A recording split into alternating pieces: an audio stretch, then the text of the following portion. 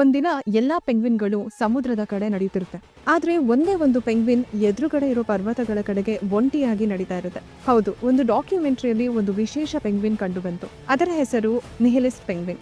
ಎಲ್ಲಾ ಪೆಂಗ್ವಿನ್ಗಳು ಸಮುದ್ರದ ಕಡೆಗೆ ಆಹಾರಕ್ಕಾಗಿ ನಡೆಯುತ್ತಿದ್ದಾಗ ಇದು ಮಾತ್ರ ಒಂಟಿಯಾಗಿ ಪರ್ವತಗಳ ಕಡೆಗೆ ನಡೆಯಿತು. ವಿಜ್ಞಾನಿಗಳು ಹೇಳ್ತಾರೆ ಅದು ದಾರಿ ತಪ್ಪಿರಬಹುದು ಅಥವಾ ಗೊಂದಲದಲ್ಲಿರಬಹುದು ಅಂತ.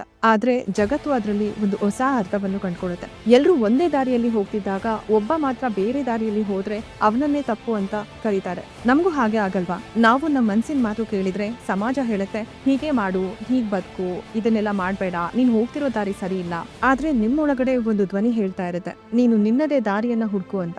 ಇಲ್ಲೂ ಅಷ್ಟೇ, ಆ ಪೆಂಗ್ವಿನ್ ದಾರಿ ತಪ್ಪಿಲ್ಲ, ಅದು ಭಿನ್ನವಾಗಿ ನಡೆಯುವ ಧೈರ್ಯ ತೋರಿಸಿತು. ಜಗತ್ತಿಗೆ ಹೊಂದಿಕೊಳ್ಳದವನು ತಪ್ಪಾಗಿರೋದಿಲ್ಲ, ತನ್ನ ಆತ್ಮಕ್ಕೆ ಹೊಂದಿಕೊಂಡವನು ಯಾವತ್ತೂ ಸೋಲಲ್ಲ. ಸೊ ನೀವು ಒಂಟಿಯಾಗಿ ನಡೀತಾ ಇದ್ರೆ ಭಯ ಪಡುವ ಅಗತ್ಯವಿಲ್ಲ. ಬಹುಶಃ ನೀವು ನಿಮ್ಮದೇ ನಿಜವಾದ ದಾರಿಗೆ ಹೋಗ್ತಾ ಇರ್ತೀರಾ. ಯಾವತ್ತೂ ನಿಮ್ಮ ಮೇಲೆ ವಿಶ್ವಾಸ ಕಳ್ಕೋಬೇಡಿ.